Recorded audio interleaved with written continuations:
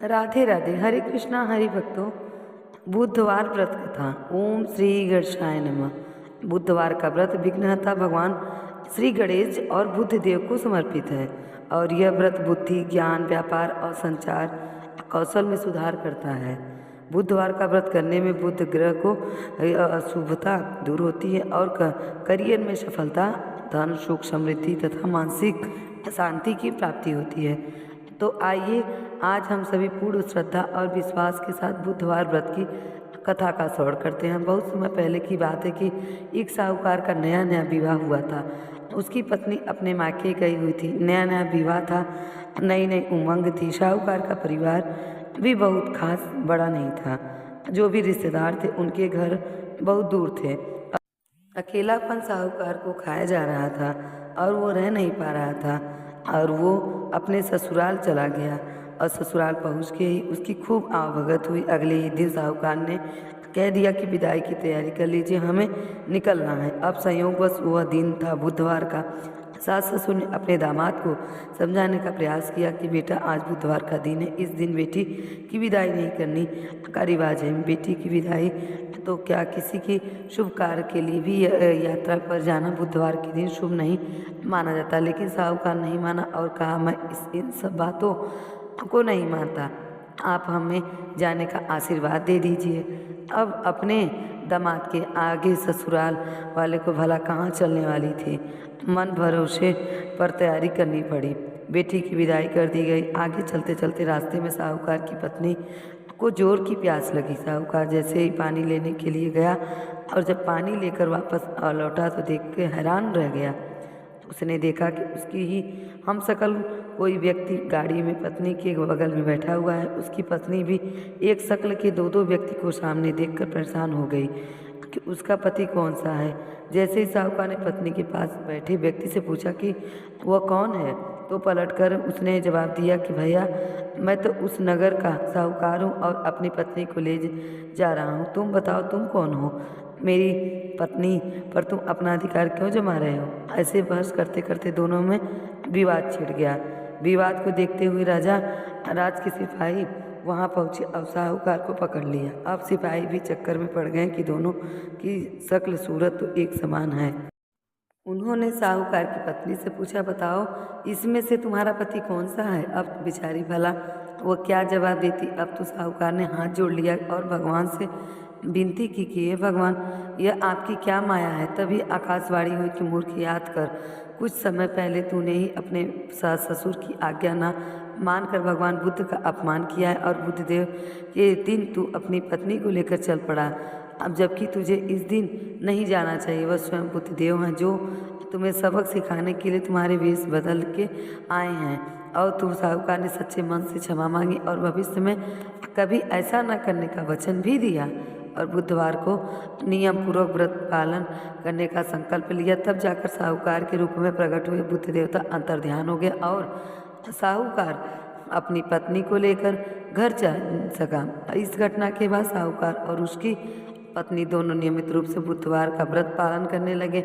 मान्यता है कि जो भी व्यक्ति इस कथा को पढ़ता है या सुनता है या कहता है उसे बुधवार के दिन यात्रा करने पर कोई दोष नहीं लगता और समस्त सुखों की प्राप्ति होती है। बुध ग्रह की शांति और सर्व सुख की इच्छुक स्त्री पुरुष बुधवार के दिन इस व्रत को कर सकते हैं। ज्ञान, बुद्धि, कार्य, व्यापार आदि में उन्नति के लिए भी बुधवार का व्रत बहुत ही शुभ और फलदायी माना जाता है। आज के दिन बुद्ध देवता के साथ साथ भगवान गणेश की भी पूजा का विधान है। यह थी बुधवार व्रत कथा। अब सुनिए गणेश भगवान की कहानी, क्योंकि गणेश भगवान की कहानी के बिना हर व्रत कथा अधूरी होती। एक बार की बात है, एक साहूकार और उसकी साहूकारनी रहा करते थे। वो पूजा पाठ, धर्म, पुण्य और बिल्कुल नहीं करते मानते थे और उनके कारण उनकी कोई संतान नहीं थी। एक दिन की बात है, साहूकारनी अपनी पड़ोसन के घर गई। उस दिन संकट चौथ था और वहाँ पड़ोसन संकट चौथ की पूजा करके कहानी सुना रही थी। साहूकारनी ने पड़ोसन से पूछा कि तुम यह क्या कर रही हो। पड़ोसन बोली, आज चौथ का व्रत है इसीलिए कहानी सुना रही हूँ।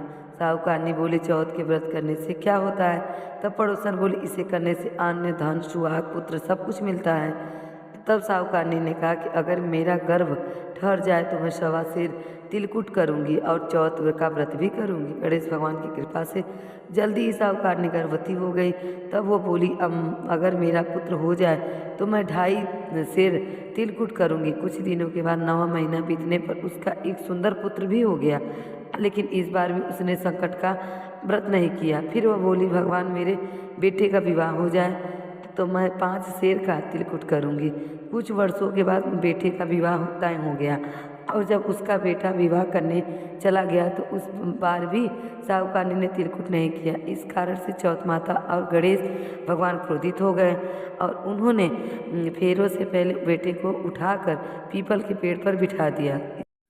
इधर सभी वर को खोजने लगे, ऊपर वो नहीं मिला। हताशा निराशा होकर सारे लोग अपने अपने घर को लौट गए। इधर जिस लड़की ने साहूकारनी के लड़के का विवाह होने वाला था वो अपनी सहेलियों के साथ गौड़ पूजन के लिए जंगल में धूप लेने गई थी। तभी रास्ते में पीपल के पेड़ की से आवाज़ आई, वो मेरी अर्ध व्याधि। यह बात सुनकर जब लड़की घर पर आई तो उसके बाद धीरे धीरे उसका शरीर सूख कर काटा होने लगा। वह दिन पर दिन कमज़ोर होने लगी। एक दिन लड़की की माँ ने कहा, बेटी मैं तो तुम्हें अच्छा खिलाती हूँ, अच्छा पहनाती हूँ, फिर भी तुम सूखती जा रही हो, ऐसा क्यों है? तब लड़की अपनी माँ से बोली, माँ जब मैं धूप लेने जंगल जाती हूँ तो पीपल के पेड़ से एक आदमी बोलता है और वो मेरी अर्धव्याधि और उसे मेहंदी भी लगा रखी है, सेहरा भी बांध रखा है। तब लड़की की माँ ने पीपल के पेड़ के पास जाकर देखा तो पहचान लिया कि यह तो उसका जमाई ही है। तब उसकी माँ ने जमाई से कहा, क्या क्यों बैठे हो? मेरी बेटी तो अर्धव्याधि कर दिया है, अब क्या लोगे? साहूकारनी का बेटा बोला, मेरी माँ ने चौथ का तिलकुट बोला था लेकिन नहीं किया है, इसीलिए चौथ माता ने क्रोधित होकर मुझे यहाँ बिठा दिया है। अब तो यह सुनकर उसकी लड़की की माँ साहूकारनी के घर गई और उससे पूछा, क्यों तुमने संकट चौथ का व्रत कुछ बोला है क्या? साहूकारनी बोली, हाँ तिलकुट बोला था। उसके बाद साहूकारनी बोली, बेटा मेरा बेटा घर आ जाए तो 2.5 मन का तिलकुट करूँगी। इससे अब की बार श्री गणेश भगवान प्रसन्न हो गए और उसके बेटे को फेरे मिलाकर बिठा दिए। अब बेटे का विवाह धूमधाम से हो गया। अब साहूकारनी के बेटे और बहू घर आए तब साहूकारनी ने 2.5 मन तिलकुट किया और बोली, हे चौथ माता गणेश भगवान, आपके आशीर्वाद से मेरे बेटा बहू घर आ गए हैं, जिसके अब मैं हमेशा तिलकुट करके व्रत करूँगी और संकट व्रत करना आरंभ कर दिया। हे चौथ माता, हे संकट देव, जिस तरह साहूकारनी को बेटे से बहू को मिला है वैसे ही हम सबको मिलवाना। इस कथा को कहने सुनने वाले भला करना, अब उसकी सभी मनोकामना पूर्ण करना। आइए सुनते हैं गणेश जी की एक और कथा। एक बुढ़िया माई थी, मिट्टी के गणेश जी की पूजा करती थी। रोज बनाए रोज गल जाए। एक सेठ का मकान बन रहा था। बुढ़िया माई पत्थर का एक गणेश बना दो बोली, लेकिन वो मिस्त्री बोले, जितने में मैं इस तेरा पत्थर का गणेश बनाएंगे उतने में अपनी दीवार ना खींच लेंगे। बुढ़िया माई बोली, आराम करे तुम्हारी दीवार टेढ़ी हो जाए। अब उनकी दीवार टेढ़ी हो गई। वे जितनी बार बनाते उतनी बार दीवार टेढ़ी हो जावे। इस तरह करते करते शाम हो गई। शाम को सेठ आया। उसने कहा, आज क्या हो गया है कि तुम दीवार नहीं बना पा रहे हो? आज कुछ बात है क्या? तो उस मिस्त्री ने बोला कि वह एक बुढ़िया आई थी, वह कह रही थी कि मेरा पत्थर का गणेश जी बना दो। हमने मना कर दिया तो उसने कहा तुम्हारी दीवार टेढ़ी हो जाए। अब तो ये सीधी बनी नहीं रही है। वो भी हैरान हो गया सेठ, ये कैसे हो सकता है कि एक बुढ़िया माई की कहने से दीवार टेढ़ी हो जा रही है? मिस्त्री बना नहीं पा रहा है और वो टेढ़ा होते ही जा रहा है। सेठ ने बुढ़िया को बुलाया। सेठ ने कहा, हम तेरा सोने का गणेश जी बनवा के देंगे, तुम दीवार सीधी कर दो। सेठ ने बुढ़िया को सोने का बहुत सुंदर एक विग्रह दिया और बुढ़िया माई ने बोला कि अब दीवार सीधी हो जाए। जैसे सेठ की दीवार सीधी बोली वैसे ही मिस्त्री जब भी बनाए तो दीवार सीधी हो गई। तो बुढ़िया माई भी खुश हो गई और वो सेठ भी खुश हो गया। बुढ़िया माई अपने गणेश जी को घर पे ले आई और पूजा आराधना शुरू कर दी। सेठ की उधर घर भी अच्छे से बन गया। तो बुढ़िया माई अपनी पूजा निष्ठा से सब अगल बगल भी सब पड़ोसी देख देख के हैरान हो गए कि ये कैसी लीला है। वो भी जाके पूछने लगे बुढ़िया माई से कि माई ये क्या कर रही हो? वो बताई कि मैं गणेश चतुर्थी का व्रत करती हूँ और गणेश भगवान का पूजा भी करती हूँ विधि विधान से। जो ऐसा कोई करेगा उसकी सभी मनोकामनाएं पूर्ण होंगी। सभी लोग व्रत श्रद्धा मन से करने लगे और सभी की मनोकामनाएं पूर्ण होने लगे।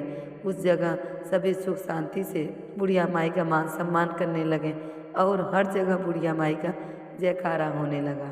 तो ये थी गणेश भगवान का व्रत कथा। आपको अच्छी लगी हो तो प्लीज़ मेरे चैनल को सब्सक्राइब करें और कमेंट में जय गणेश लिखना ना भूलें। राधे राधे।